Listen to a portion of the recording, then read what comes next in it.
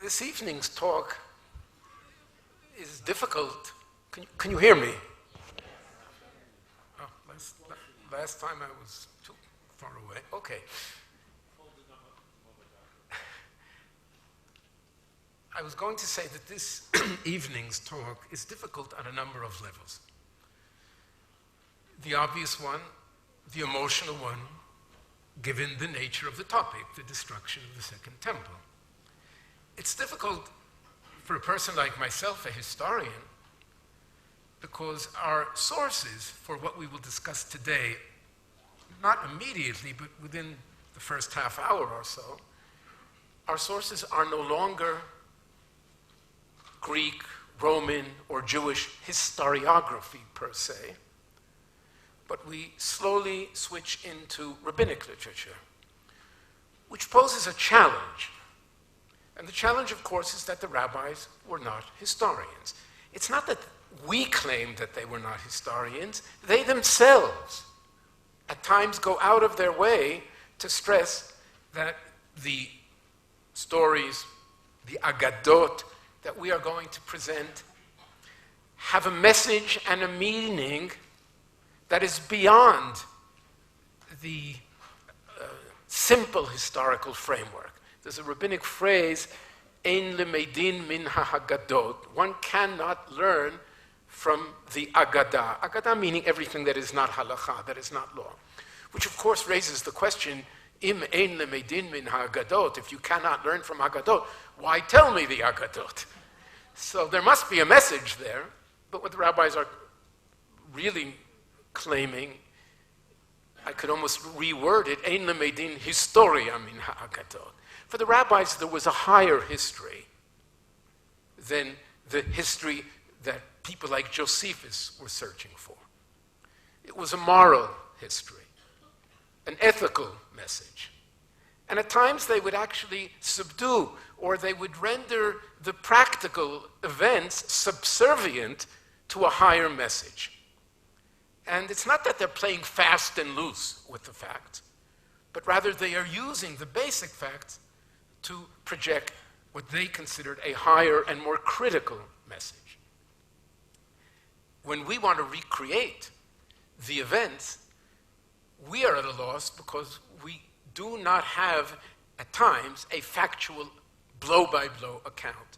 I always tell my students, if you compare the Second Temple history with the post-Temple history, you find yourself repeating the words of the book of Genesis when the brothers inform Jacob about what happened to Joseph. Tarov Toraf Yosef.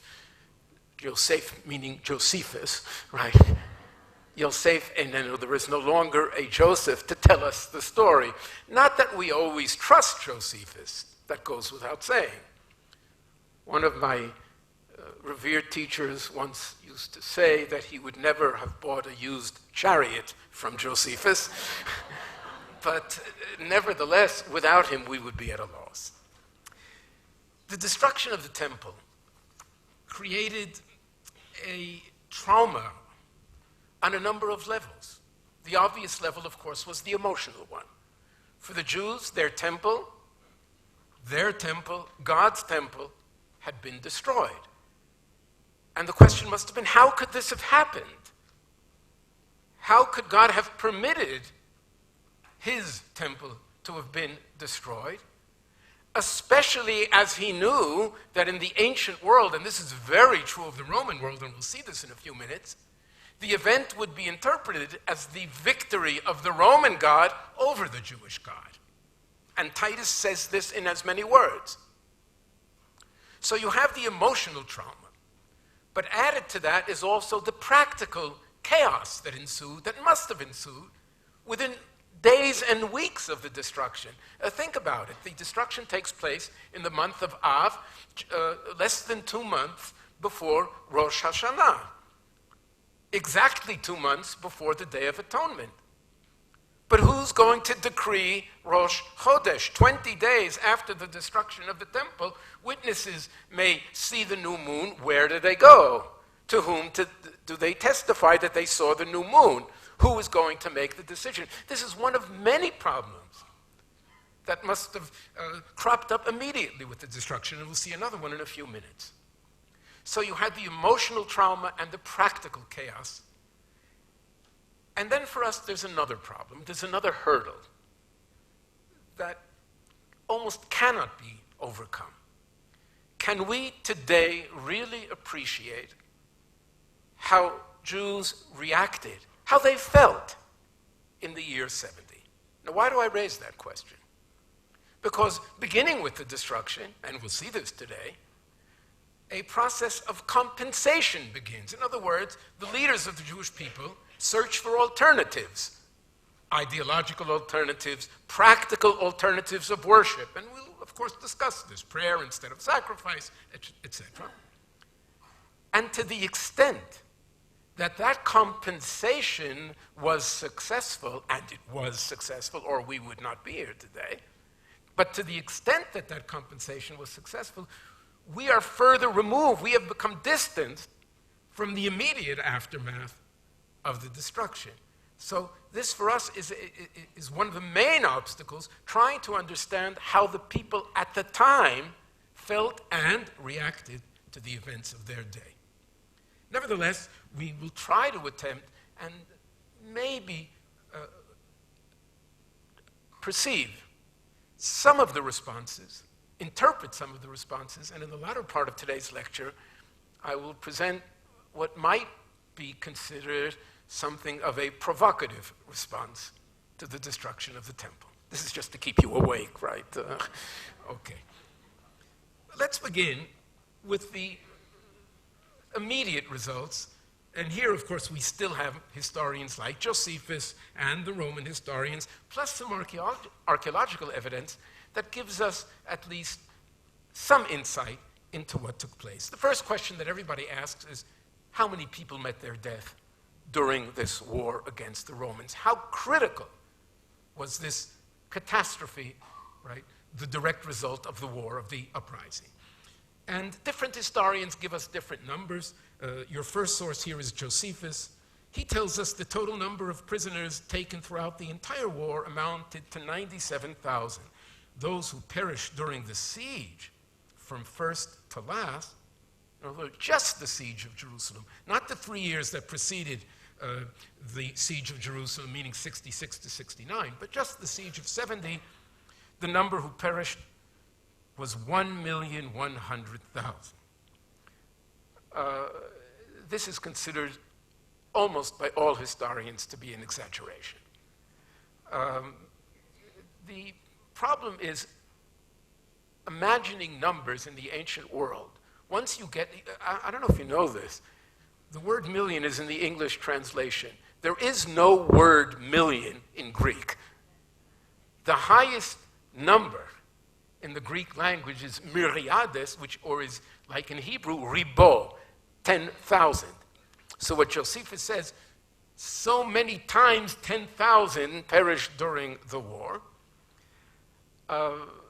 This is the Achilles heel of ancient historiography. I venture to say it's also the Achilles heel of modern newspapers trying to tell us how many people participated in yesterday's demonstration. And depending on the given position of any newspaper, the numbers can, of course, vary amazingly. But most people would find this hard to accept. He continues and says, but here his next sentence is important. Why the great number, he says, of these the greater number were of Jewish blood, but not natives of the place, meaning they were not native Jerusalemites alone who perished. And he gives one reason, and I'll give the other reason, which I already did last week, because he reminds us, for having assembled from every part of the country for the feast of unleavened bread, of Pesach, they found themselves suddenly enveloped in the war. The whole nation had been shut up by fate, as in a prison, and the city, when war encompassed it, was packed with inhabitants. Josephus informs of something very, very interesting. Titus began his siege during the holiday of Passover, so that you had thousands of pilgrims in the city who suddenly could not go home. By the way, that fact finds its way into Christian theology as well. Eusebius makes this point in no uncertain terms. Eusebius, the church historian who lived in the land of Israel in the 4th century, says, because of what you people caused to happen on Passover, you will be punished on Passover. And of course, what happened on Passover is clearly the main event, as it were, of the creation of the church, right? The crucifixion. And so the siege of Jerusalem taking place on Passover is midah keneged midah, right? Is measure for measure, or punishment in kind. You will be punished on Passover. But he is correct. The population exploded in Jerusalem just as the siege began. In addition to the fact that it was pilgrimage, we already mentioned this last week. There was a constant flow of refugees to Jerusalem. Every time a parcel of the land was conquered by the Romans, those who managed to survive, whether it's Galilee or Golan or the Transjordan or the south, made their way to Jerusalem. And this caused two things. First of all, simply the numbers, right? The tremendous, what must have been a very, very difficult situation in Jerusalem, but not only because of the numbers, but because of the different types of Jews that found their way to Jerusalem, with different ideologies, with different local customs, with different local behavior, all found themselves in what Josephus calls a prison.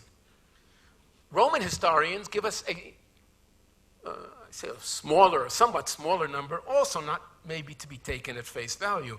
And I brought here Tacitus in his history, who says, we have heard that the total number of the besieged of every age and both sexes was 600,000.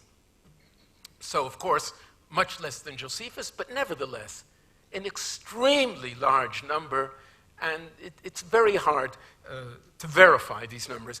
The rabbis tell us, and Josephus also mentions, the fact that there might have been some census that took place towards the end of the Second Temple period when they counted the kidneys, right, of the animals that were brought for sacrifice at the temple, and they came up with an extremely large number of people as well. What is interesting is that these numbers of hundreds of thousands or almost a million are, if not maybe challenged, by the number of fighters that Josephus claims were in the city during the siege. He tells us that Simon Bar Giora had 10,000 soldiers at his command, Yochanan of Gush Chalav another 6,000, a third general, Elazar, 2,000. The Jewish rebels at most numbered maybe 23,000 soldiers. But remember, opposite them were 60,000 Roman soldiers, mostly legionnaires, meaning professional soldiers, plus auxiliary brigades. And this was, of course, not a match. Remember, the Romans were armed to the teeth. The zealots and other fighters within the city were using whatever they could find as arms. And so not only was it a mismatch, but it's hard to imagine with only 20 or some odd thousand fighters that there were another million people in the city. We can't really verify any of these numbers. But this is the first result.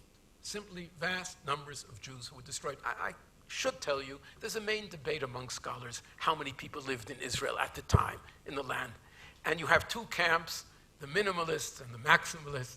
The minimalists tell us there weren't more than 300,000 or 400,000 Jews in all of Israel in the late Second Temple period. That's the real minimalist camp. The maximalists come up to 2 million, right? And I'll let you in on a little secret. I'm really pressed for time, but some of the numbers that were bandied around in the early 20th century by historians at the Hebrew University even, but before the creation of the State of Israel. In other words, how many Jews lived in Palestine, as it were, in the Second Temple period? The numbers were inflated by historians who felt that they also had a national mission. And that was, the British, of course, were very, very frugal in how many certificates allowing people to come to the country would be issued. And one of their main claims was the land cannot sustain more than so many thousand, whereupon historians in Jerusalem and elsewhere were kind of called to do battle with this by inflating numbers tremendously. No, Second Temple period, there were already millions of people here. It's amazing then, you have to know what's behind these numbers sometimes when you read them, and they have nothing to do with historical reality. Josephus, however, tells us something else. Number 2, on all Jews wheresoever present, he, the Emperor Vespasian, imposed a poll tax of 2 drachmas to be paid annually into the capital as formerly contributed by them to the temple at Jerusalem. This is interesting. Vespasian inflicted what is referred to by some historians as the Jewish tax, or the fiscus Judaicus, the Jewish treasury, as it were. The idea being that if until now you sent funds on a yearly basis to the Temple of Jerusalem, that temple was destroyed by the Roman gods, and so now you will send money to the temple in Rome, the capital, as it were. That was the temple just overlooking the forum that was actually burnt in the year 69. And Jews would now be required to send funds to Rome for the rebuilding of that Roman temple, which of course makes the point that Jupiter was in fact successful in this campaign against the Jewish God. Not only was the tax paid, but we have evidence, archaeological evidence of the payment. Scores of ostraca, of shards, were found in Egypt alone, and I'm talking about scores, some 70 or 80 receipts for payment of the Jewish tax. And it gives us the names of the people that paid the tax. We know from these shards and other documents that the tax was paid by every Jew, man, woman, child from the age of 3 to the age of 60 or 62. If you look at the end of source number 3, I'm going to get back to 2 in a second. I just gave you one of many, many examples. We have an ostracon, Josephus, son of Jason, 2 Jewish names, by the way, in respect of the 2 dinar tax on the Jews for the 4th year. And now is the receipt. That person paid 8 drachma, 2 obos. This is Egyptian currency. And people have noted that the 2 obos are in addition to the tax because the Jews were paying in Egyptian currency and not in Roman currency. So you had that additional sort of an added tax to the Jewish tax. And we have the date, year 4 of Vespasian, Paini, which is the local Egyptian month, which is the equivalent of the 2nd of June, 72 CE, meaning just 2 years after the destruction of the temple, we already find Jews throughout the Roman Empire paying this tax. But the Roman historian Suetonius, who wrote the lives of the 12 Caesars, tells us a story about what went on in Rome regarding the collection of the Jewish tax. And if you look in source number 2 in the middle, besides other taxes, that on the Jews was levied with the utmost vigor. And those were prosecuted who, without publicly acknowledging that faith, yet lived as Jews, as well as those who concealed their origin and did not pay the tribute levied upon their people. I recall being present in my youth when the person of a man 90 years old was examined before the procurator in a very crowded court to see whether he was circumcised. Now, aside from the shocking event itself, there's something very interesting here. What are we told? That people tried to hide the fact that they were Jews by not living as Jews. This 90-year-old man apparently was not living as a Jew anymore, but people may have known who his family was, and so what did they do? They had him examined in public to see if he was circumcised, and if so, he would have to pay the tax. Meaning the tax at this stage was paid by anyone who was ethnically Jewish, no matter, regardless of whether that person adhered to Jewish behavior or did not adhere to Jewish behavior. If we can prove that you come from a Jewish origin, you will pay the tax. Now this is Suetonius, but look what happens just one generation later, or 2 generations later, when the Roman historian Cassius Dio tells us about the collection of taxes. Thus was Jerusalem destroyed. From that time forth it was ordered that the Jews who continued to observe their ancestral customs should pay an annual tribute of 2 denarii to Jupiter Capitolinus. In other words, there's a change here. And now what is the criterion for paying the tax? If one lives as a Jew, if one observance of Judaism renders one liable for the tax. And historians have noted this difference. And we may be at a critical crossroads in Jewish identity, including self-identity. One of my colleagues, Professor Martin Goodman in Oxford, has used these sources to make the following claim.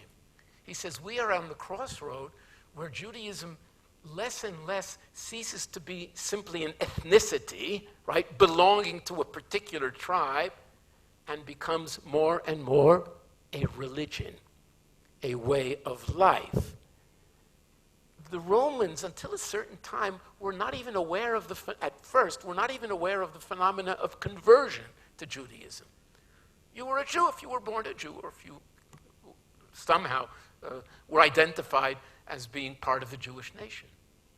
But they came to realize, and in fact, some of the most, scandalous events take place after the destruction, when members of the Roman aristocracy are suddenly discovered as being Jews in secret and have to pay the price, either with their life or with banishment. And so what Martin Goodman claims is that it was the Romans who suddenly begin to redefine what it meant to be Jewish, and from a pure ethnicity, it now becomes those who adhere to a way of life. And then what he suggests is that that definition seeps in from the Roman side into Jews themselves. They will will slowly begin to see themselves as belonging to, quote, a religion, not just a tribe, but a way of life. And this will have a tremendous impact on Jewish behavior, and we'll see that maybe already today. One last line, or one last source that deals with the immediate results, source number 4. The temple itself was destroyed, but not only the temple itself. The entire city was razed. Josephus tells us about Titus. You remember the story? Titus wanted to prevent the temple from being burnt, and according to Josephus, we didn't deal with this story? Oh. Josephus tells the following story, that on the eve, on literally the 8th of Av or something like that, Josephus gathers his generals to decide what to do with the temple. The war was a foregone conclusion. Jews had lost. The Romans knew they were victorious, but the question was now a practical one: what do we do with that building? And the generals were divided, some saying, we have to destroy the temple. If we do not destroy this building, they will continue to fight because they draw inspiration from the building. And they believe that as long as that building stands, they will ultimately be victorious. Other generals said just the opposite. So the first group said it must be destroyed. Other generals said, no, let it stand. This will be a symbol for future generations what a tremendous fortification had to be overcome by the Roman army. In other words, we want future generations to know what a difficult battle this was. Let it stand. Now, according to Josephus, Titus decreed we will let the building stand. What happened on the morrow? An undisciplined soldier threw some sort of a torch onto the temple. The temple catches fire, begins to go up in flames. Titus is running on the Temple Mount shouting, to put out the fire, but in the din of battle, nobody hears them, and the temple goes up in flames. What is interesting is that there's another source, a church historian by the name of Sulpicius Severus, who apparently received another version from Tacitus, which says some of the generals said to burn the temple, other generals said leave it standing, and then Titus says down with the temple. And it was just the opposite. And I remember I once lectured about this in Yad Ben Tzvi together with the late Professor David Flusser, whom some of you may remember, brilliant historian of early Christianity and Judaism. And I remember as I was teaching this, Flusser interrupted immediately and said in his unique voice, it's not, he was very hoarse all the time, it's not only that he was a liar, he didn't know how to lie, Josephus. In other words, clearly what he claimed was Josephus was interested in stating to the very end it was not the Romans that destroyed the temple, or it was not at their will that the temple was destroyed. It was against their will. The Jews are responsible for everything. There's still a debate among scholars which version is correct. But then Josephus has a wonderful line. Once the temple was destroyed, Titus saw no reason to leave the rest of the city standing, and so it too was razed. Now, when you read a statement like that, that does not make any sense. Why destroy the whole city? We're not, Carthage, right? There were Roman emperors Roman senators who would end every speech, Carthage must be destroyed, and so on. The reason apparently was that this victory will be used for propaganda purposes by the Flavian dynasty. In other words, to make a point and to have that point reverberate around the empire, this new family of emperors is very, very powerful and will not suffer any opposition. And those who oppose us will be totally destroyed. We now are told, however, more than that. Caesar ordered the whole city and the temple to be razed to the ground, leaving only the loftiest of the towers, Phasael, Hippokos, and Mariam, and the port, in other words, the towers near what we call today the Jaffa Gate, and the portion of the wall enclosing the city on the west, the latter as an encampment for the garrison that was to remain. As local garrison, Caesar decided to leave the 10th Legion, along with some squadrons of cavalry and companies of infantry. This is an important statement. For the first time since the original Roman conquest of Judea, Roman legions would be placed in Judea to keep law and order. Until now, there were local auxiliary forces. The assumption was that the governor of Syria, should there ever be disturbances, could always come down quickly and put down any uprising that might take place. This was proven to not be the situation during the War of 66-70. And so now the Romans leave a fixed legion, the 10th Legion. So I'm sure some of you have seen that famous inscription. If you enter the Jaffa Gate and take the first road to your left and go down the end of the street, there's a column there, and on the bottom you can see the inscription of the 10th Legion. Within a short period of time, a second legion was brought to Judea, the 6th Legion, the Ferrata, the Iron Legion, and it was situated near Megiddo up north. In other words, the status of Judea changes radically. It becomes, in Roman eyes, a real province, not a secondary auxiliary province, but the Romans learned their lesson. So much for the few facts that we know about the immediate results of the destruction. But the thrust of what I want to talk about today is mostly the emotional response and proposed solutions to the destruction. And here we're at a loss. There is almost no rabbinic literature. First of all, we have no equivalent of biblical literature. We have no equivalent of, the Book of Lamentations, of Eicha, for the Second Temple destruction, obviously. And so we have to get by with a very, very limited amount of sources. One of those is on page number 2 in front of you, source number 5. And it is a book with the pseudonym author, a man by the name of Baruch. Why Baruch?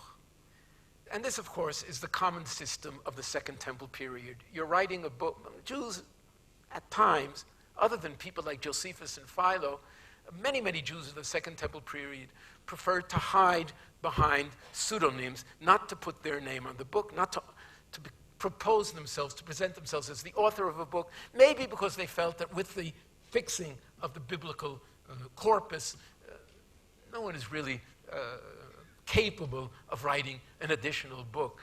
So what you did is, you would attach to a book that you might be writing in the Second Temple period the name of an author who lived in the biblical period, way back, and it always has to be a name that makes sense. So, if you're going to write about the destruction of the Second Temple, what do? You look for an author who saw the destruction of the First Temple, and he will be the author of your description of Second Temple reality. We all remember that Jeremiah had a scribe. His name was Baruch ben Neriah. And so the anonymous author of the book, or the chapter that we're going to read now, refers to himself as Baruch, but clearly, as I said, this is a pseudonym. The book came down to us in Syriac, which is a dialect of Aramaic. This at one time led some people to believe maybe this is a Christian book and not a Jewish book, but almost all scholars would claim that the text itself is Jewish. And what we have here in chapter 10 of that book is an ode, is some sort of a lament of the destruction, but a very important one because of the approach that the author takes. Very quickly.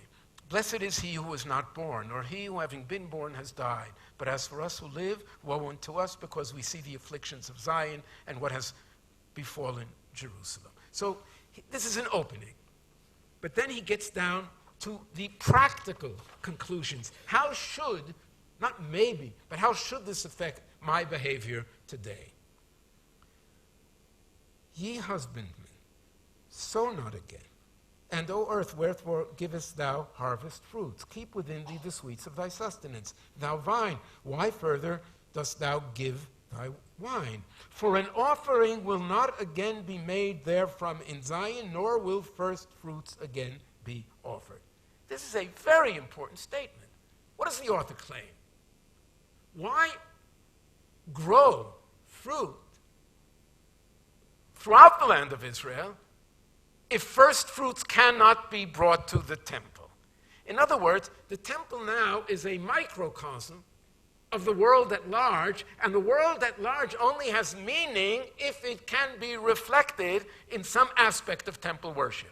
So I will grow fruit in the Galilee if some of that fruit can be brought as an offering to the temple. Now, is this just an ideological, theological statement? Or were there actually people who thought along those lines? Because he's an author. Does he represent the masses of the Jewish people, or does he represent himself? And if he only represents himself, okay, so this is Baruch, but what are the rest of the people doing? Let's continue, and I will answer that question in a few minutes. He continues and even becomes more extreme in the sense that he provides us, which is, there's really no meaning to life anymore.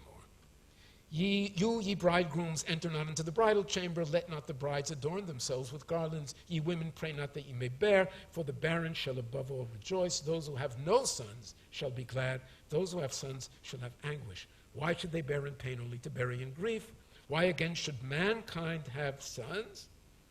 Or why should the seed of their kind be named? Where this mother, the mother is the metropolis, mother city, metropolis, and of course it's Jerusalem, when this mother, meaning Jerusalem, is desolate and her sons are led into captivity. And the question is, as I said, is this Baruch representing himself or giving voice to a particular ideology or theology that began to emerge at this time? And here's where source number 6 is so crucial. And I stress the importance of source number 6 because it comes from a book known as the Tosefta. The Tosefta is an early rabbinic work, right? It is a Tosefet, it's an addition to the Mishnah.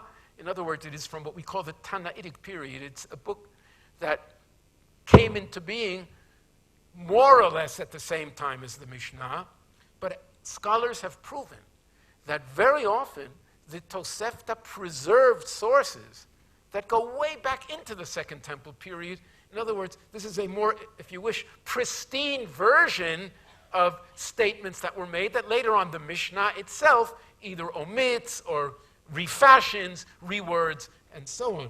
So here we have an early reflection of how some people in Israel may have interpreted the destruction. And let's see what he says here. When the temple was destroyed, large numbers in Israel became ascetics. The word in the source is prushim. But of course, when we say prushim, we often think about Pharisees. But remember what I told you last week. The rabbis never called them, or almost never called themselves prushim. When the word prushim appears in rabbinic sources, it's either in the mouth of Sadducees, of their opponents, who say, you prushim say the following, or it's in a secondary use completely. Prushim meaning those who separate themselves from society, what I called here ascetics, removing themselves from daily common behavior. And so there were large numbers in Israel binding themselves neither to eat meat nor to drink wine. Rabbi Joshua got into, and this is Joshua ben Hananiah, a disciple of Yochanan ben Zakkai, he was one of the two disciples who carry Yochanan ben Zakkai out of the city in a coffin, the famous story that has 4 different versions. By the way, if I began my talk today by saying that when you use rabbinic stories for history, you have to be very careful, I always like to cite this example. I've had students tell me, what do you mean? It's in rabbinic literature. Of course it happened. I said, yes, the only problem is there are 4 different versions of how Yochanan ben Zakkai got out of Jerusalem. There's one in Babylonian Talmud Kittin, and there's one in Lamentations Rabbah, and there are 2 different versions in Avot Rabbi Natan.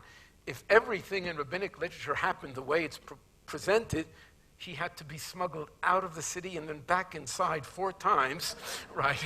And you would have thought that the zealots would have caught on by this 3rd or 4th time that something's happening here. And so clearly these stories present a message, and truthfully each of the versions has its own message.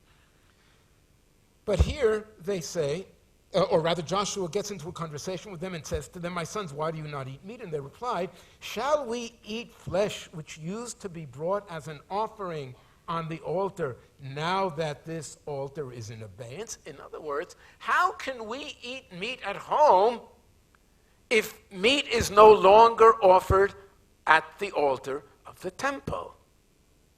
Let's look at the next statement.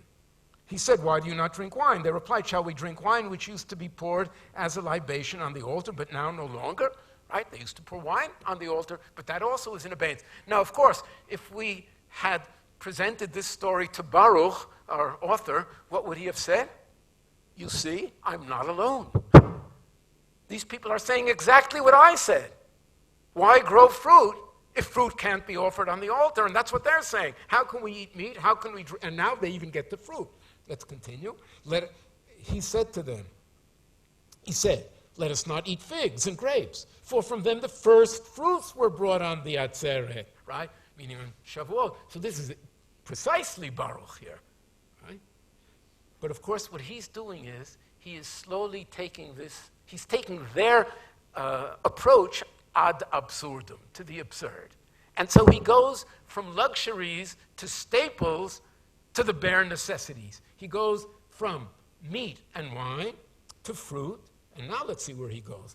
He says, let us not eat bread, for they used to bring the 2 loaves and the showbread, lechem hapanim. And now, of course, he takes it to the ultimate absurdity. Let us not drink water, for they used to pour it as libations on the festival of Sukkot. Water was poured on the altar. They were silent. Now, this is interesting. If you don't drink water, what happens ultimately? You die, which basically is the bottom line of Baruch as well. Life has no meaning without the altar.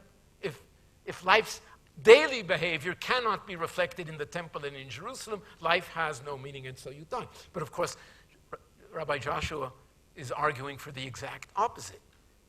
You people can't just have the luxury of not eating meat and drinking wine, because your logic leaves you ultimately to total annihilation. They were silent, meaning he won the argument. which of course is the reason this is included in rabbinic literature. We have to assume, right, that had he lost, we might not have known this story. But now comes the critical line of the story. Until now is he just presented the background. He, meaning Rabbi Joshua, said to them, not to mourn at all is impossible, for the decree is ordained. In other words, shekvar nigzera gezerah, the text has, meaning you've got to mourn. That goes without question. This requires serious mourning, the destruction. But, and now comes what I almost would consider to be the hallmark of the Yavne generation, of the post-temple generation. Right? Also, to mourn over much is also impossible. Now, think about that statement for a minute. Here's Rabbi Joshua talking to the ascetics who have gone into perpetual mourning, and what does he say? You shall not overmourn the destruction of the temple. It takes tremendous power to make a statement like that in the year whatever, 75, 80, 90. That's almost heresy. I can imagine the answer, the immediate response being, can I overmourn the temple's destruction? The house of God that no longer exists, the center of our livelihood. It's impossible to overmourn the temple, and that's exactly what the rabbis are saying. You must not overmourn the temple. And of course, this will be the ultimate solution presented by at least rabbinic literature to the population at large. The text ends off by saying, the sages therefore have said thus, a man may stucco his house, but he should leave a little bare in remembrance of Jerusalem. Now, think about this imagery. You're building a house, you're painting the house or stuccoing it, and what do you do? You leave a section bare on the wall in memory of Jerusalem. If I use modern terminology, or rather modern imagery, what am I doing? I'm painting the whole wall, but I don't have a board here, but I would have drawn it. I'm kind of leaving let's say, a square or a rectangle, unpainted, without stucco. I am placing the destruction, as it were, in a box. I am containing the mourning over the destruction. It has its place on the wall. It's not the entire wall. And that's what the source seems to be saying. You've got to place it. You're leaving a section of your life in mourning, but the rest of the building is to be erected and painted and what have you. So this is a brilliant statement, and in many ways it will become, as I say, the ideal or the hallmark of the post-temple generation. But we have to take this a step further. Source number 4, and this is already, now we encounter Rabban Yochanan ben Zakkai. Remember, Rabbi Joshua was his disciple. And I suspect that source number 7 happened before source number 6, as you'll see in a minute. Once, as Rabban Yochanan was coming forth from Jerusalem, meaning the destroyed Jerusalem, you may not know this, but Jerusalem became a place for pilgrimage even after the destruction of the Second Temple. We have numerous stories, not just in Jewish sources, of rabbis and others coming up to look at Jerusalem in its destroyed state, and all sorts of things happen to them. They hear voices coming from the ruins and telling them all sorts of things. Nevertheless, once as Yochanan was coming forth from Jerusalem, Rabbi Joshua followed after him and beheld the temple in ruins. Woe unto us, Rabbi Joshua cried, that this, the place where the iniquities of Israel are atoned for, is laid waste. What is Rabbi Joshua expressing here? He imagines what we all recognize. We all sin. We sin as individuals, we sin as a nation, as a community. And these sins pile up. And if you can imagine a person or a collective, the more and more these sins pile up, the greater the load. And if no corrective takes place, what happens to that person or to that collective that are underneath that pile of sins? Ultimately, that person is crushed. the weight is simply overbearing, and ultimately that brings about an implosion of either the person or the community. So Rabbi Joshua says, until now, there was a solution for that reality. And what was the solution? This place where the sins are atoned for. Yom Kippur, where God promises, I will, atone or forgive you for your sins if you follow the process that is designated in the Torah, for instance, on the Day of Atonement, this sacrifice, that sacrifice, and so on. But woe unto us, this no longer exists. In other words, basically Joshua was saying, we can't survive for this reason. Whereupon his mentor, Rabban Yochanan, says, my son, Rabban Yochanan said to him, be not grieved. We have another atonement, and here I placed another in parentheses because there are two versions of the text. One says, Yesh lanu kapara achat, and one version has, Yesh lanu kapara acheret, right? Very similar words, and the different scribes gave us two versions of the text. Nevertheless, he says, we have another atonement as effective as this. And what is it? It's acts of loving kindness. Gmilut chasadim. As it is written, right? For I desire mercy and not sacrifice. Now, I could talk about this source all evening. First of all, I don't know if you realize this. Yochanan ben Zakkai is really quoting the prophet somewhat out of context. Did the prophets ever, and Hosea, and the same can be said of Isaiah, did the prophets ever say that you don't need sacrifice? No.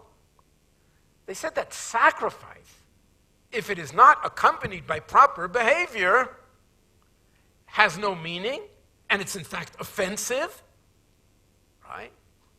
Or as Isaiah says, your hands are bloodstained as you offer the sacrifice. And that's what Hosea says. I desire mercy and not sacrifice, not meaning I don't want sacrifice, but mercy is more, or if sacrifice is not accompanied by mercy, then the sacrifice is meaningless. But of course, in the story here, there can't be sacrifice anymore.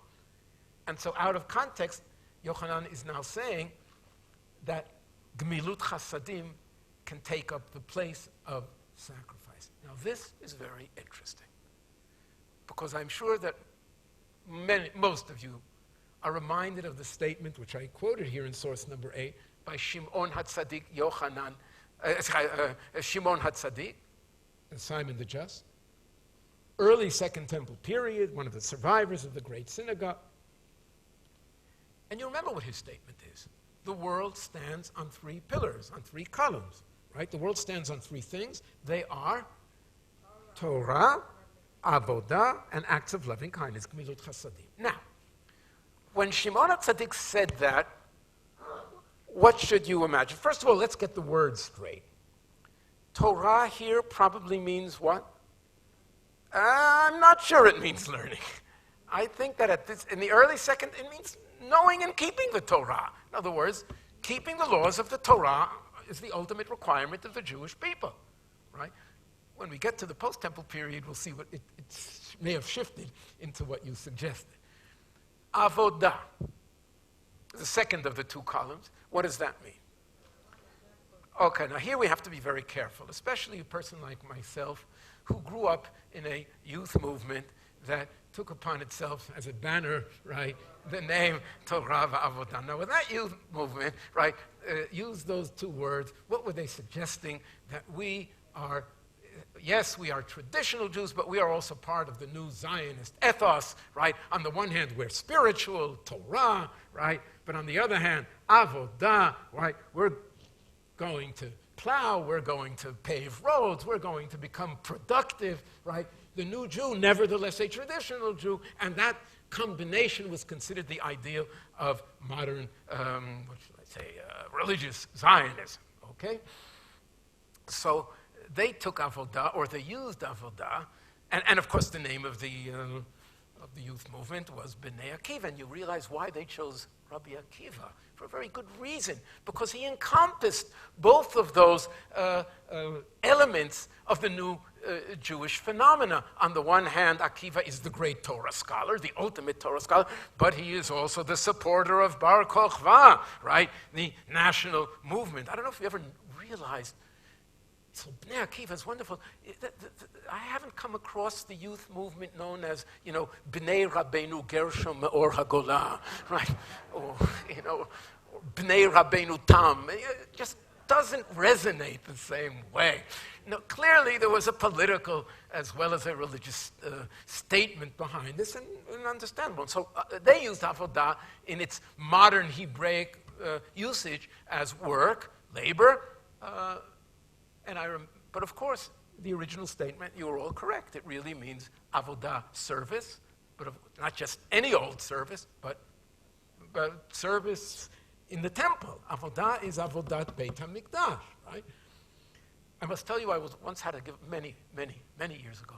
I gave a lecture for teachers through the Histadrut, the labor union, asked me to give a lecture to teachers, and I taught Shimon HaTzadik. These were all labor Zionists. And I said, when he said avodah, he really meant sacrificial worship. You cut an animal, you slaughter the animal, and you burn it on the altars. And they were so upset with me. We had one rabbinic statement that we could teach our students, right? Torah, avodah, and now you go ruining it by telling us it means burning an animal on an altar and so on. And I tried to explain to them, when you teach Shimon HaTzadik, your mouth doesn't have to water or foam for a wish of eating the meat and smelling the smoke of the temple. You have to teach them, this is what our forefathers, this is how they served God in a very factual way. They wouldn't accept it. I was never asked back again for a lecture, and that was that. Okay. But notice what Yochanan ben Zakkai and his disciple Rabbi Yoshua are doing. Shimon HaTzadik said the world is based on 3 legs. Imagine, as it were, some sort of a table or a structure with 3 legs to it. If you remove one from underneath that table, what happens to the table? It'll probably collapse, or in any case, it'll certainly not be stable, right? And it most probably will, in the end, tip over. What Yochanan ben Zakkai is doing is brilliant. He's reinterpreting Shimon HaTzadik. When Shimon HaTzadik said that the world is based on 3 columns, he didn't mean to say they all have to exist at the same time, but rather, if one of them is removed, the other takes up the slack, right? So if avodah has been removed, yesh lanu kapara achat shehi kemota. We have an atonement that is the equivalent. It takes over, and that is gemilut chasadim. I can prove that when the rabbis told the Yochanan ben Zakkai story, they in fact interpreted it as being a reinterpretation of Shimon HaTzadik. How do I know this? Because in one of the versions of Yochanan ben Zakkai being smuggled out of Jerusalem, he encounters the emperor, or the general Vespasian, and what does he ask for? Look at source number 9. He, Rabban Yochanan ben Zakkai, said to him, to Vespasian, I only ask of you of Yavne, and now what are the 3 things he asked for? That I may go there and teach my disciples. Gives me that in one word, Torah. But now it's teach. Now it's learning Torah, right? And what else does he want to do? Establish prayer, one word, avodah, and perform mitzvot. Now this you have to know. In rabbinic Hebrew, Ploni halach la'asot mitzvah. So-and-so went to do a mitzvah. Stam mitzvah refers to, more often than not, to give tzedakah, to give charity. Gmilut chasadim. In other words, you notice what Yochanan ben Zakkai is asking for?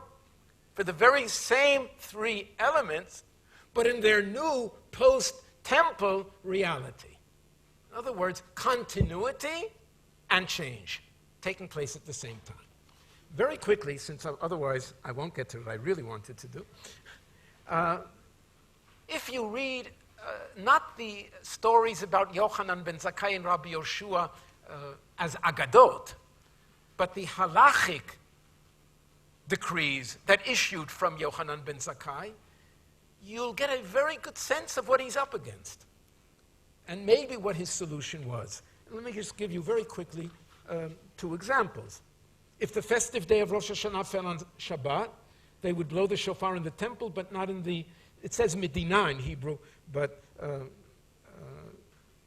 it probably means the city. In other words, they would blow the, there are 2 interpretations here, Rashi and Ramban. I'll give it to you very simply. The Mishnah says, in the Second Temple period, do we blow the shofar on Shabbat? No. The Mishnah says, in the Second Temple period, they would blow the shofar in the temple, and apparently in the city of Jerusalem as well, in all of the city of Jerusalem, but not in the rest of the land.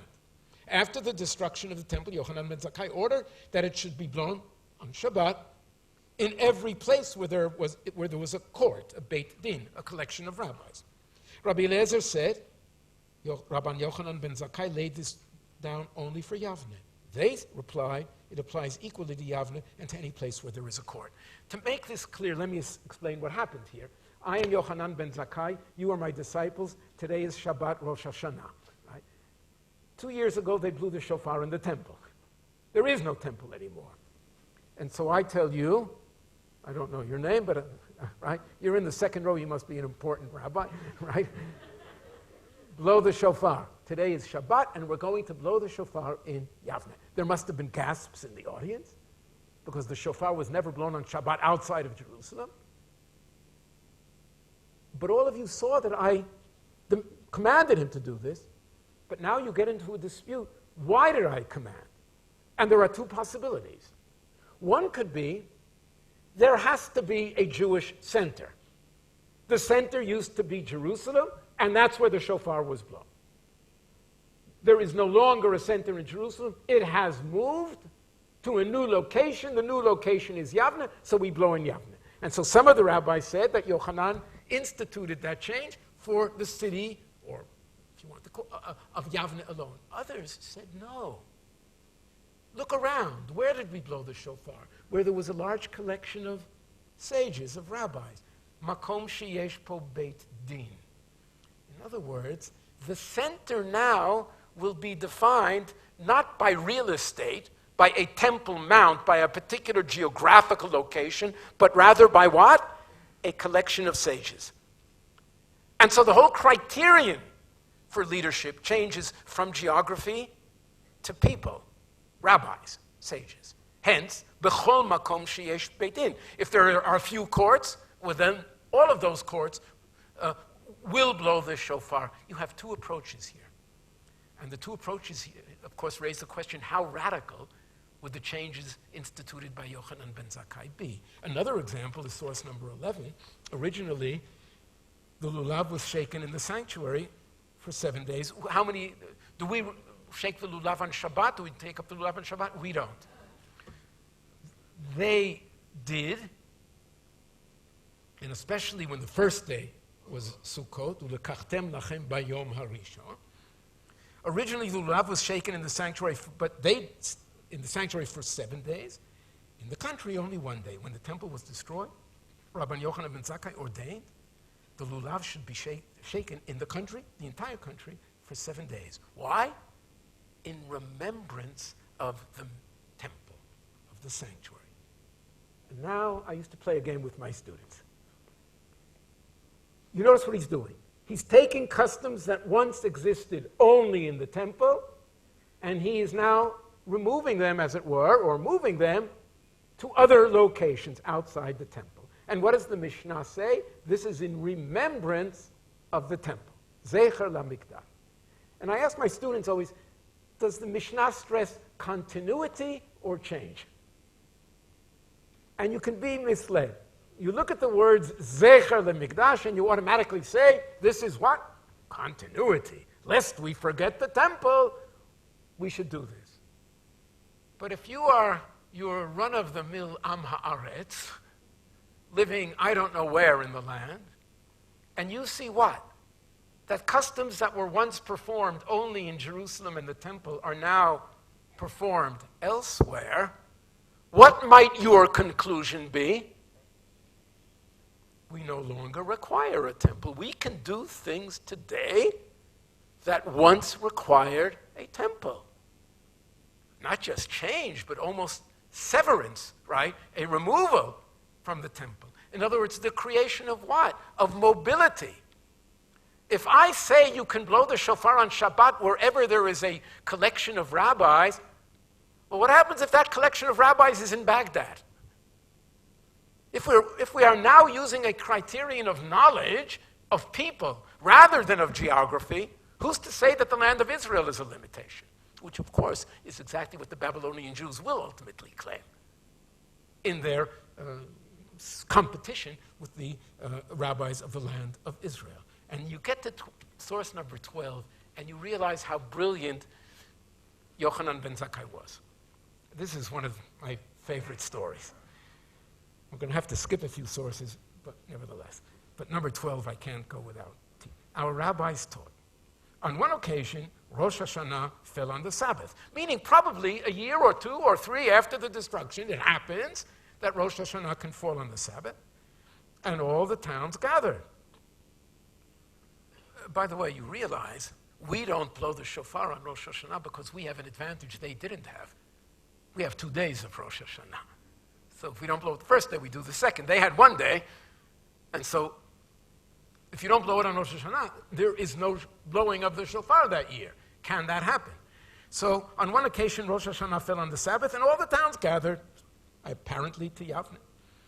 Rabban Yochanan ben Zakkai said to the sons of Betera. The sons of Betera, that phrase, Bnei Betera, appears in a number of sources. They are the old establishment who used to actually run the temple.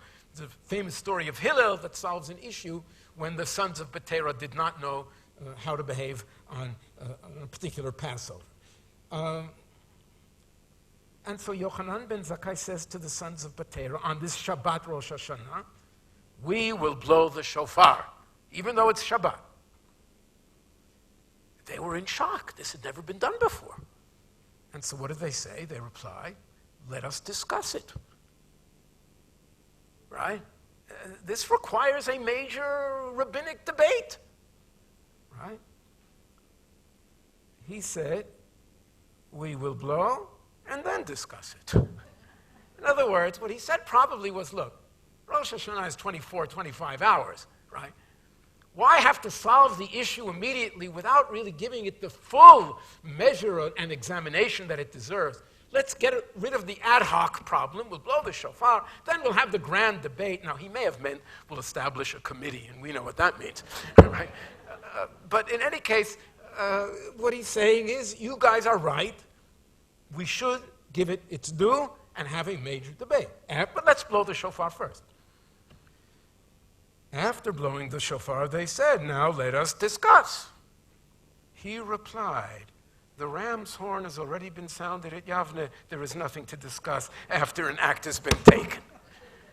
Now, you can read this story in many ways, and you can draw an opinion about the truthfulness of a rabbi, as it were. I mean, he hoodwinked them, basically. By the way, halachically, he's right. Doing an act for the rabbis is basically deciding a halacha. The issue of the phrase in Talmud, frequent phrase, avad ovada. He did an act, and an act is basically saying he issued a halachic decision. The story is fantastic because it has a message, and the message seems to be that in certain very specific points of time of history, there's no room for talking, but action has to be taken. In other words, here are people who are willing to have a long debate, and Yochanan ben Zakkai, right? I would have said he takes by the horns, but then I'd get mixed up with the horns here, right?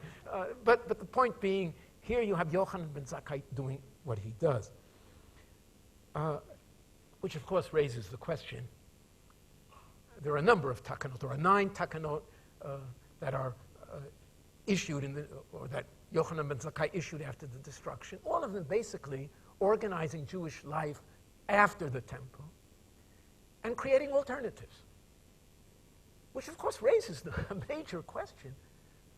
Was Yochanan ben Zakkai basically reforming Judaism? He's creating alternatives that never existed before because of the realities of history. And you know, as a historian of the ancient world, my great dream always was somebody should invent a time machine. And I could go back in time. And, you know, we always used to like people, who would you like to interview if you could go back in time, right? And, you know, who are your three heroes or your three, right? The three persons that may have changed history and that you could finally get them to answer questions. And one of mine, of course, was always, and I lived with him all my adult life, was Rabban Yochanan ben Zakkai. And I always imagined myself going back in time to Yochanan ben Zakkai and asking him, tell me, when you issued these alternative expressions of Judaism, did you realize you were changing Judaism for all time? Or did you really only do it temporarily until the temple be built in another 5 years or 10 years, and then everything would go back to the original? What did you have in mind? But I know Rabban Yochanan ben Zakkai very well. And I'm convinced, because I have such respect for how shrewd he was, his answer would have been, Shaya, that's me, you're the historian, you decide, right? I suspect that's as much as I would have gotten out of him. But you know, there's a story that just before he dies, his students come to him in Babylonian Talmud and Brachot, and he tells them he's so afraid because he doesn't know what's going to happen to him. And he sees there are two roads before him, one of them leading to the Garden of Eden and one of them leading to Gehinnom, and he doesn't know which road he's going to have to take. And you get, the story seems to be saying, he has his own doubts just upon his death. Did he do the right thing or not? There's some sort of guilt, right, in that story that emerges. He's not totally sure that he did the right thing. He may wind up on the wrong road rather than the proper road. Let's, however, go a bit further. I'm skipping here a few sources, and I want to get to section D, because that's really the last issue here today. But it's a major one. How did the sages interpret the role of the destruction in the flow of Jewish history? Now, you can say, of course, they thought it was a tragedy. We fast on Tisha B'Av. You know that there seems to have been some exceptions. Judah the Patriarch, Yehuda HaNasi, who edited the Mishnah, one of the great rabbis, we are told, publicly bathed in the city of Sepharis on the 17th of Tammuz and wanted to abolish Tisha B'Av, but the rabbis would not allow it. Strange story. Abolish Tisha B'Av. And commentators and modern historians have all really tried to interpret that statement. The Talmud itself realized there was a problem, and the Talmud suggests, well, it wasn't really Tisha B'Av, it was like this year. It was Tisha B'Av shechal lihiyot b'Shabbat, and so they had to put it off by a day, and Rabbi Yehuda said, well, if we have to put it off anyway, why not just cancel it this year? Try canceling this year's Tisha B'Av and see what happens. Right?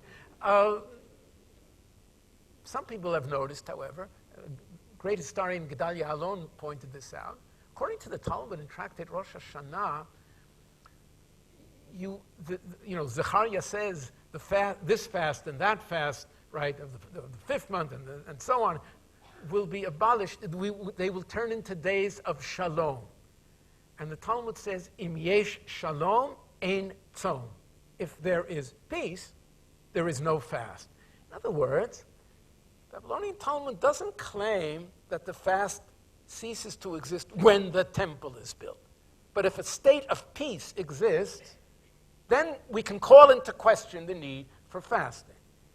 And it could be that Yehuda HaNasi thought that his era was one of, if not the Pax Romana that we talk about all the time, but you remember all the stories. Who was his best friend? The Roman Emperor Antoninus, according to a whole slew of traditions. They learned together, they philosophized together. There's this imagery of the editor of our Mishnah and the head of the Roman Empire being bosom buddies.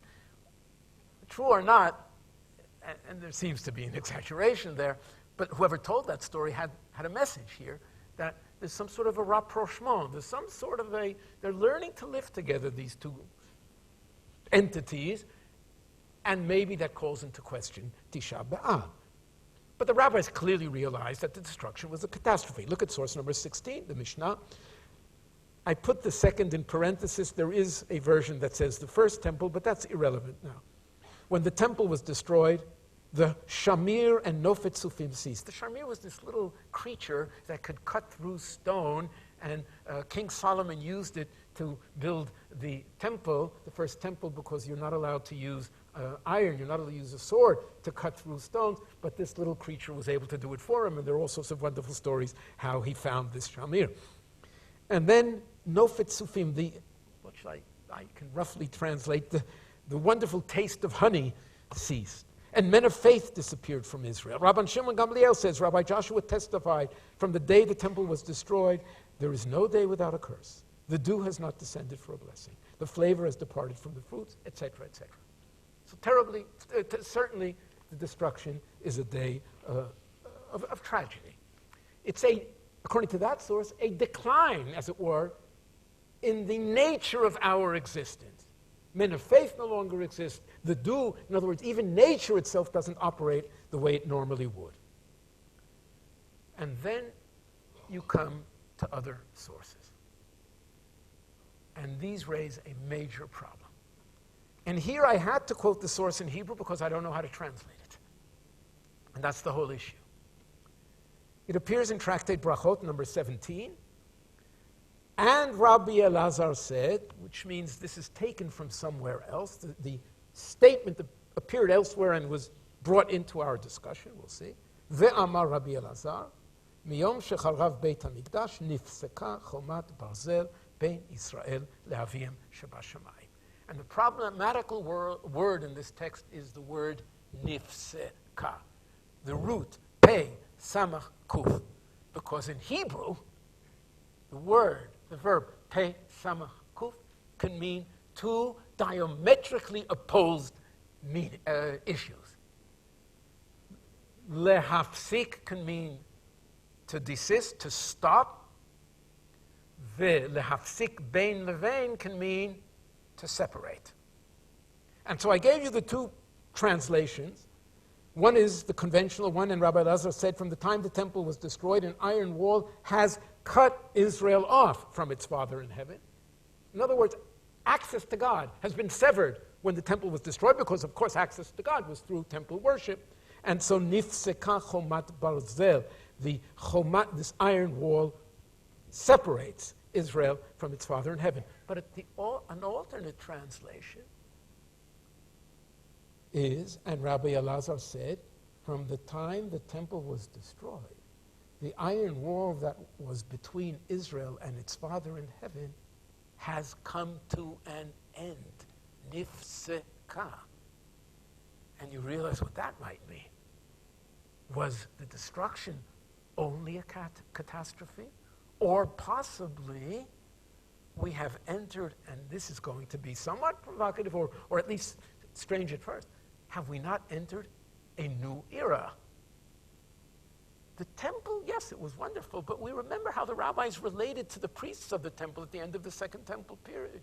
Woe is me from the house of Baitus, woe is me from the house of Catastrophe. We read this last week. The temple had degenerated in rabbinic eyes. Priests no longer knew how to behave. And we'll see this in a second. And the other possibility is maybe we have reached a stage that in some ways is superior to what existed prior to us. And then I brought here a number of sources that show you how the word pasak sometimes in fact means what? It ceased. For instance, number 20. When the first temple was destroyed, the monarchy of the house of David ceased. Urim v'tumim, you know what that is, were canceled. And the law of field cities, these were cities given to the Levites. We just read this in Parshat HaShavua this last week, these cities that were given to the Levites with fields around them. The law of the fields of the cities, pasku, it ceased. So if I use the word pasak as ceased, and then I use that to interpret the first statement, the wall ceased to exist. There are other sources here on the page that tell us that it can mean separate. So how do you solve a question like this? There are two ways of doing it. You can ask yourself, where does the source appear? Where does Elazar's statement appear in the Talmud? It appears in 17, appears in Tractate Brachot. Tractate Brachot deals with what? Prayer. Brachot, blessings, benedictions. So whoever inserted it there in that discussion believed that what? There is a stress here on prayer, and we'll see what this means in a minute, where Elazar and other rabbis will say that prayer is more potent than sacrifice. But of course, that doesn't mean that that's what Rabbi Elazar originally thought. It could be that the editor of the Talmud inserted that statement into the context because that's how he wanted to interpret the statement. Look how it, but then we can ask ourselves, do we have other statements by Elazar or others of his generation that seem to give us an answer? Look at source number, the obvious one is source number 23. Rabbi Elazar said, prayer is greater than good deeds. And Rabbi Elazar said, prayer is greater than all the sacrifices. As it is said, what need have I of all your sacrifices? And it is written, etc., etc. Look at source number 24. Rav Chanin, some say Rav Chanin said, whoever prolongs his prayer, it appears in the same place in Brachot 32. His prayer does not go unanswered. Source 25 is a much later source, but it seems to suggest the same idea. When Moses saw that the Holy Spirit, with the Holy Spirit, that the temple is destined to be destroyed and the first fruits destined to cease, here we get to the first fruits again, he immediately ordained that Israel pray 3 times a day because prayer is dearer to God than all the good deeds and all the sacrifices. So again, this ideology, prayer is greater than sacrifice. And if I can pray to God now, which is exactly, remember what we saw at Yochanan ben Zakkai's request. Give me Yavne that I can teach my disciples and establish prayer. And if prayer is greater than all the sacrifices, I'm going to ask the obvious question. Maybe this is only consolation. You're talking to a generation that saw the destruction. So these are statements of consolation, nechama. But I would make an argument that the more and more consolation repeats itself, you arrive at a critical mass where consolation might slowly evolve into what? Ideology. Not just ad hoc consolation, but if you say it again and again and again, that prayer is greater than avodah, and you have greater access to God than you once had, yes, it may have originated as consolation, but, and I'm not suggesting that all the rabbis embrace this idea. What I'm suggesting is, I think there was, within the rabbinic movement, a group, a branch of rabbis that may have asked itself, have we not reached a higher spiritual level today than what existed in the late Second Temple period? Has our access to God diminished or maybe become enhanced? Look at source number 26. Rabbi Elazar said, and this is from another tractate, the same Rabbi Elazar, greater is he who performs charity, gemilut chasadim, or tzedakah, than he who offers all the sacrifices. This is already reminiscent of Yochanan ben Zakkai. We have an atonement that is greater than avodah, and what is it? Gemilut chasadim. Here you have the same statement. To do charity and justice is more acceptable to the Lord than sacrifice. And you see where I'm heading. And there's a midrash number 27 that makes this, I think, argument in one of the most brilliant drashot, but somewhat shocking almost. Mizmor le'asaf, it is written. A psalm, mizmor, a song of Asaf. And what is the first line? Elohim ba'u goyim benachlatecha. Oh God, the heathen have entered your inheritance. Whereupon the midrash asks, the text should have said a weeping of Asaf, a lament of Asaf, a dirge of Asaf. Why mizmor l'asaf? In other words, what's going on here? Asaf is going to talk about what? The destruction of the temple. Ba'u goyim benachalatecha. And what does he write? He writes a mizmor, a song. You should be writing a lamentation. It may be likened to a king who erected a chamber for his son, which he plastered, cemented, decorated. But his son embarked on an evil path. Forthwith the king went up to the chamber, tore the curtains, broke the rods. The king is angry at his son, and so he destroys that chamber. But the son's pedagogue took a piece of the rod and used it as a flute, like Asaph, and began to play music upon it. They said to him, "The king has destroyed his son's chamber, and you're sitting and playing a tune?" He replied to them, "I play a tune because the king overturned his son's chamber, but did not pour out his anger on his son." Similarly, people said to Asaph, "The Holy One, blessed be He, has caused the temple and sanctuary to be destroyed, and you're singing Mizmor le'Asaph?" He replied, "I sing because God poured His wrath upon wood and stones, and not upon Israel." Suddenly the temple has become what? Sticks and stones. How can you describe the temple like that? In other words, what does the Midrash seem to be saying? What happened? B'sach hakol, the building was burnt. God spent His wrath on sticks and stones, not on Israel. And so I'm singing, I'm rejoicing, as it were. Again, this idea that not everything is wrapped up in the temple. And that's not really the essence. And so no reason even to lament. Maybe Yehuda HaNasi, this idea of not fasting on Tisha B'Av. When the rabbis of Babylonia heard this, they took it a step further. Not only don't you require the temple, but we can actually say something beyond. And here you can compare what the rabbis of Israel say with the rabbis of Babylonia. Resh Lakish said, what is the significance of the verse? This is from Leviticus chapter 7. I forgot to put the citation. This is the law for the burnt offering, the meal offering, the sin offering, the guilt offering. Zot HaTorah, la'olah, la'mincha, la'chatat, ve'la'asham. It teaches, Resh Lakish is a rabbi in the 3rd century in Eretz Israel, that whoever occupies himself with the study of Torah is as though he were offering a burnt offering, a meal offering, a sin offering, a guilt offering. In other words, if you learn Torah, it's the equivalent of offering up a sacrifice.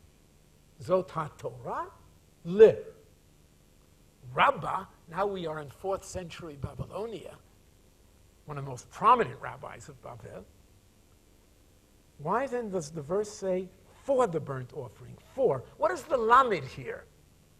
For the meal offering. It should have said, this is a Torah, or the equivalent of Torah, a burnt offering, a meal offering. Rather, Rabbah said, and now comes an extreme statement.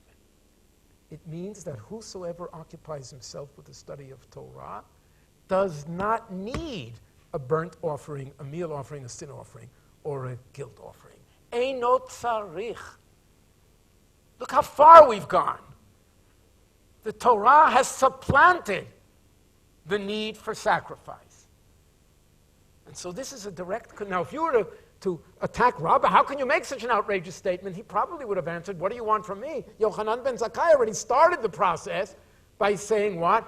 Things that once required a temple now no longer require a temple. I'm taking this a step further. Right?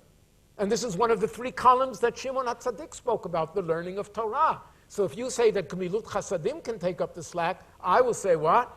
Limut Torah can take up the slack. And suddenly you have a whole new world out there. I gave a talk based on this a number of years ago in a private house on Motzei Shabbat before Tisha B'Av. And you can imagine, and I suggest not all the rabbis thought this, but apparently there are some. And some people were unhappy, not very pleased. And one of my colleagues, a fellow who I may know suffered some sort of an accident, but he grew up with me in university, and that's Professor Avi Rovitsky. He says to me, Shai, how can you make that statement when our prayers are full of requests for Jerusalem and for the rebuilding of the temple? And I said, that's true. But you have to know that what we have in our Siddur, right? Not that I don't say these prayers on a daily basis. Also, there's at least one person here who can testify to that. Prayers are a repository of things that Jews requested over the generations. There's nothing as fixed in Jewish literature as what was asked for in prayers.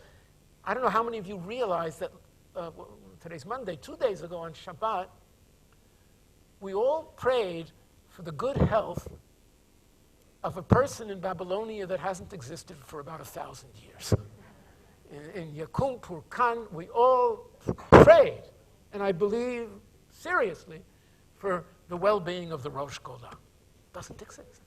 But it's there. So you can say we all are dying for the Rosh Golah to be resuscitated or what? No.